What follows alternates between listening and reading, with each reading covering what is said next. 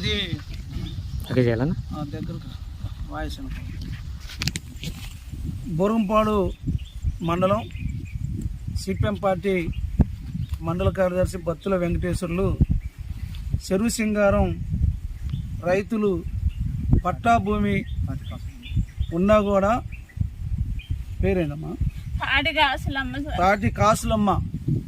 తాటి కాసులమ్మ భూమి 2 ఎకరాలలో పత్తి పంట పూతకాయ ఉంది. పూతకాయ ఉన్నా కూడా ఇంత దారుణంగా పీకేసి అడవిలలో రొట్లల్లో మోపులు కట్టి పారేశారు. మొన్నేమో గోపాలపురం గ్రామంలో ఒక రైతు 2 ఎకరాలు పంట పీకేసి పత్తి అదే పని చేశారు. ఇప్పుడేమో పట్టా ఉన్న భూమి అంటే వైఎస్ఆర్ రాజశేఖర రెడ్డి ఉన్నప్పుడు ఇచ్చిన పట్టా ఉన్న భూమి పంటను కూడా పత్తిని పీకి ఇంత దారుణంగా ఫారెస్ట్ వాళ్ళు చేస్తున్నారు. కనీసానికి జాలి దయ్య ఏమి లేదా? వాళ్ళకి మానవత్వం లేదా?